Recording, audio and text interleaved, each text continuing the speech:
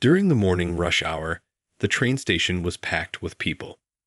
What caught my eye, right in front of the ticket gates, was a woman who had been bumped into by a man walking with momentum, causing her to kneel on the ground. In the process, her glasses fell off her face and landed on the ground. A passerby who walked past her stepped on and crushed those glasses. The sound of a crack echoed in my ears. In shock from the scene unfolding before me, I quickly approached the woman and spoke to her. "Are you okay? My name is John. I'm a 42-year-old single man who has never been popular with the ladies, having no girlfriend for as long as I've lived. Since graduating from college, I've always worked at the headquarters of a major travel agency, living a life without any significant promotions. I don't really have any hobbies, and my only pleasure is going to explore cafes on weekends. I don't have any friends to hang out with either, but I always thought I was pretty happy. The job is easy, my income is stable, and financially, I'm doing just fine. My parents back home are healthy, without any illnesses, living their lives in good spirits. However, a time came that threatened my peaceful life. There was a change in my department's management. The new boss was named Richard, 5 years older than me, and he had a terrible attitude, always picking on others. He always made fun of me for being single. "Is that why you're over 40 and still can't get married? I guess even women can tell when a guy's incompetent at work." Every day, I was subjected to such constant snide remarks, and no matter what I did, I was always criticized. This wore me down mentally, and the little motivation I had for my job completely vanished. I'd admit I'm not the best at my job. I'm clumsy, slow, and I tend to make careless mistakes. It's hard for me to learn new things, and I just mechanically go through my daily tasks without being able to adapt to unexpected situations. Still, I believed I was doing my best in my own way, but to my boss, I seemed to be nothing but a source of irritation. Then, one day, I got a sudden call from my boss Richard, who was on a business trip in a remote area, perhaps somewhere like Nebraska. He was furious. "John, you gave me the wrong time for today's meeting, didn't you?" The client was livid. "What are you going to do about it?" "Wait, what are you talking about? You told me the meeting was at 4:00 p.m., right?" "It wasn't at 4:00 p.m. It was at 2:00 p.m. We were 2 hours late. Do you realize how embarrassing that was?" "But I clearly told you it was at 2:00 p.m. "Shut up. Just shut up, you useless fool." I remember clearly telling him it was at 2:00 p.m. It wasn't my mistake, but Richard wasn't willing to listen. "Because of you, we couldn't seal the deal with the client's hotel. We traveled all the way out here for nothing. This is on you, and you will be held responsible." Today's meeting was with a long-established luxury inn in a popular tourist destination. If we couldn't secure a contract with them, it would be a significant blow to our company. From that day on, the headquarters was bustling, searching for alternative inns and making changes to our plans. And just as Richard had said, in April of the following year, I was transferred from the headquarters to a branch in the suburbs. It's what you'd call a demotion. The branch was over an hour-and-a-half commute from my home, but I felt relieved to be away from Richard. Being a perpetual rank-and-file employee with no hopes of promotion, I thought a demotion wouldn't matter much. That's what I tried to convince myself of. I figured I'd get used to the customer service tasks I wasn't fond of over time. On my first day at the new job, I saw a woman fall at the station and approached her to help. "Are you okay? Are you hurt?" The woman took my hand and slowly got up. "I can't find my glasses." "I can't see anything without them," she said with concern. But her glasses had been smashed on the ground. When I explained this to her, she looked distressed. "What am I going to do? The optician won't be available at this hour. I can't go to work like this." The woman was a beautiful individual, probably in her early 30s.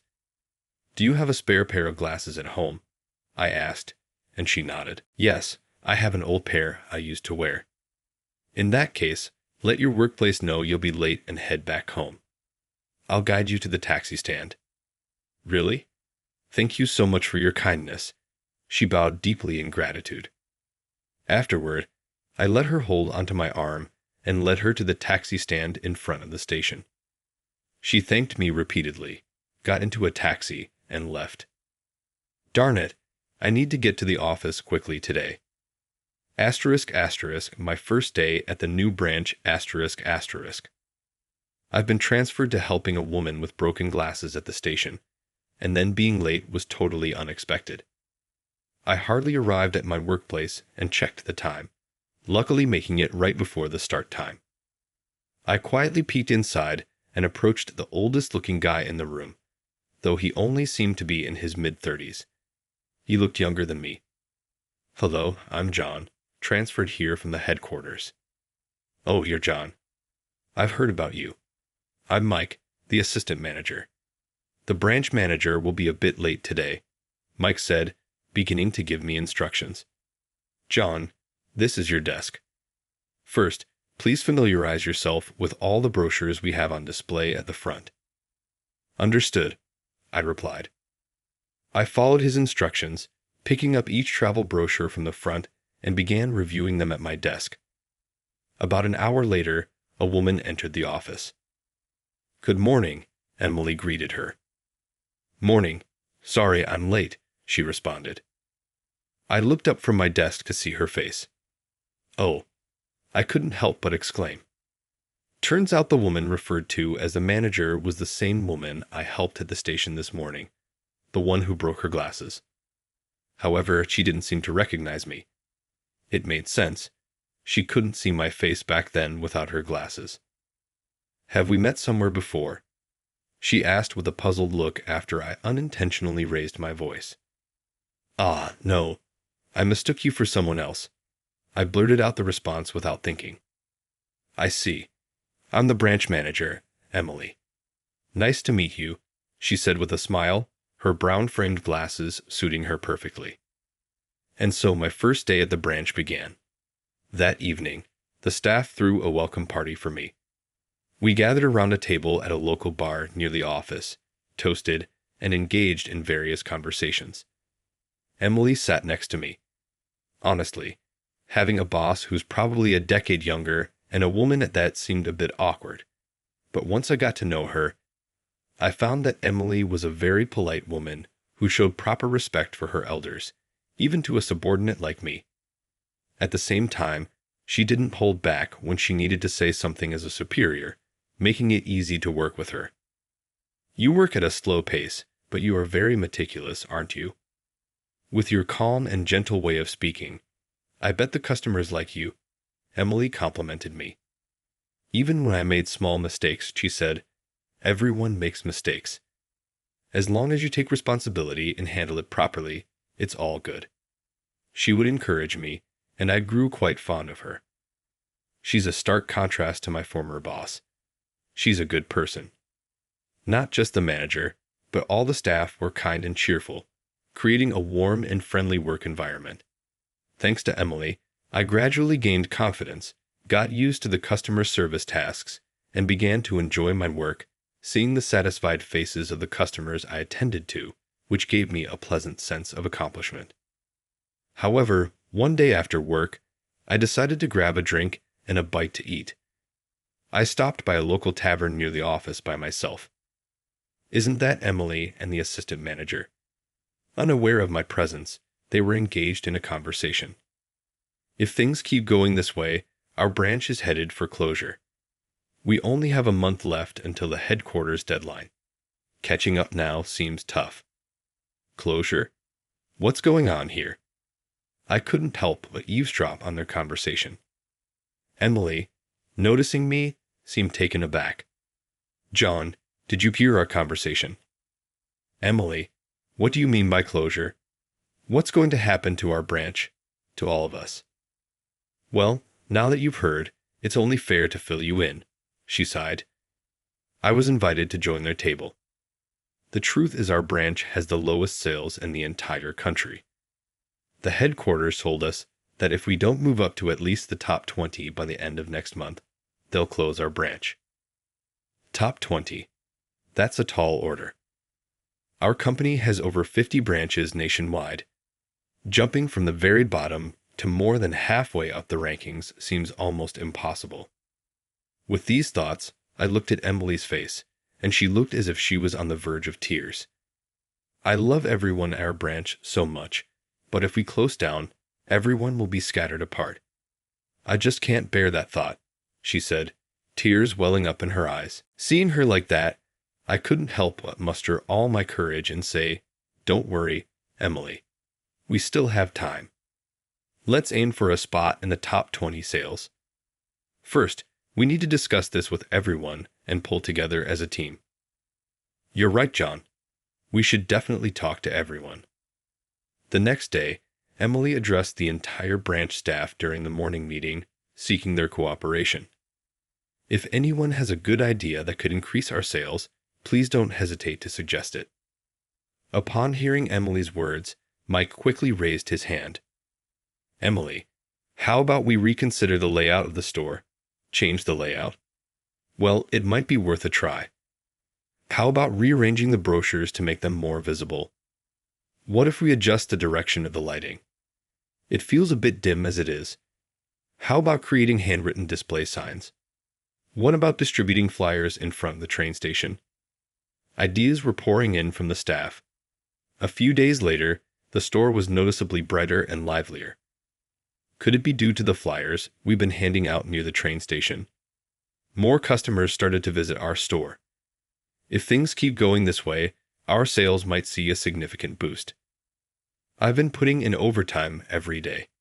After getting home, I read potentially helpful books to increase sales, and I researched on the internet. I even gave up my days off to help distribute the flyers. This was the first time I'd ever been so consumed with my job, but it didn't feel like a burden. On the contrary, every day felt exciting, striving towards a goal. It's such a joyous feeling. For the 20 years I spent at the headquarters, I dealt with the monotony of the same tasks every day, never feeling the satisfaction or motivation. The days felt so dull. But now, I wanted to give my all for Emily and everyone else. One day, a couple visited our store. Those folks were the honeymooning couple I had assisted before. "We brought back a gift for you, John, as a token of our appreciation," they said. They were customers who had difficulty deciding on their honeymoon destination. They had disagreements and even almost canceled their plans. It was quite a challenging situation. Thanks to you, we returned safely. Our honeymoon was fantastic. Thank you so much. The couple looked genuinely happy and grateful.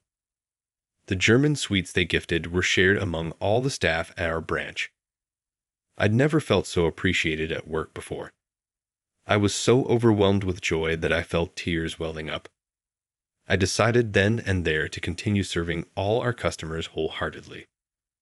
A month later, the national sales rankings were announced. Our branch ranked 25th. We couldn't break into the top 20, but it was a significant improvement from being at the bottom. However, the business world is tough, and rules are rules. The next morning during the staff meeting, Emily spoke. "We've officially been notified by the headquarters today. This branch will be closing at the end of this month." The staff were visibly deflated, with some even breaking into tears. "I believe most of you will be transferred to the headquarters or other branches. HR should contact you about your new placements soon," the manager continued with a somber expression. "Everyone, I know it's tough, but let's keep our chins up. Going from the bottom to the 25th rank is an incredible achievement. It's a testament to the hard work we all put in together. Let's take pride in what we've accomplished." Hearing the manager's words, the staff exchanged glances. "We did work hard, didn't we?" "Absolutely. It's an amazing accomplishment. How about we all go out tonight and celebrate?" "Sounds great," the staff chattered in agreement. I felt a great sense of accomplishment. The past month of working together and giving our best was fulfilling and fun. I'm not sure which branch I'll be transferred to next, but no matter where I go, I'll always cherish the memories of my time here and continued to give my best. On my way home from the celebratory drinks that night, Emily approached me. "John, can we have a private conversation for a moment?" "Oh, of course. I don't mind." The two of us entered a nearby bar and took seats at the counter. "John, I'll get straight to the point. Would you like to return to the headquarters? If you do, I can speak with HR to arrange a transfer for you." She looked intently into my eyes as she said this. "No, I don't wish to go back to the headquarters," I replied without hesitation. "Oh, may I ask why?" "Yes, I really enjoy interacting with customers directly. I believe I'm suited for customer service. It's a revelation I had only after coming to this branch." "I see. So you prefer to continue working at a branch then?" It seems she was concerned about me, perhaps thinking I was transferred here from the headquarters as some sort of demotion. "Thank you. I appreciate your concern." Emily gave a shy smile in response. "I'm truly grateful for everything you've done, John. Remember when you suggested that we break the news of the closure to everyone?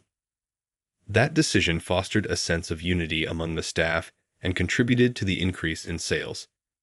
Regardless of the final outcome, we all did great work together, and it was fulfilling." "Well, I didn't do anything special. On the contrary, it was thanks to you, Emily, that I enjoyed my job so much. At the headquarters, I had a rough time with superiors. I told her about the supervisor at the headquarters, Richard. Despite being older and still single, he mocked me constantly, bullied me, and even falsely accused me of mistakes I didn't make, leading to my transfer. That sounds awful. You must have had a tough time," she said with sympathy. Then she looked at me with a determined expression and said, "John, how about we get back at Richard?" "What? Can we really do that?" "Yes, actually. I'm the CEO's daughter. Right now, I'm here at the branch for training, but I plan to assist my father at the headquarters and learn the ropes of being the CEO. I couldn't do anything about the branch closure this time, but I do have some influence over HR." I was taken aback by her revelation. I had no idea she was the daughter of the CEO. "Let's report Richard's bullying to HR. There should be some sort of action taken against him." I nodded deeply in agreement with her words. On our way back, as we walked side by side towards the station, she slipped and almost fell. In a split second, I reached out and supported her. "Oh, thank you." "No worries. It would be a hassle if your glasses broke again." She looked puzzled at my comment. "Huh. How do you know about that?" Oops, she hadn't realized I was the one who helped her that day. "Could it be? Were you the one who helped me back then, John?" "Well, yes. So it was you. Oh my, you should have told me. My glasses were off and I couldn't see clearly. I'm sorry I didn't recognize you." "It's okay, but I'm glad I know now. I always wanted to properly thank the person who helped me that day." I was initially hesitant, but due to Emily's insistence, we decided to go out for a meal together. She said she wanted to treat me as a thank you for that day. Later, I was transferred to a different branch. Surprisingly, Emily was transferred there as well. Afterward, I heard that Richard from the headquarters was sent to a strict subsidiary company, rumored to be a kind of exile, thanks to Emily reporting his bullying. On the other hand, my accomplishments at the branch were recognized and I was promoted to a department head. It's almost time for our reservation. Let's go. Today is the first time I'm having a meal alone with Emily. Even though I'm nervous, I'm really looking forward to it and hope this will be an opportunity to deepen our relationship. I'm very content with my new job, where I find the work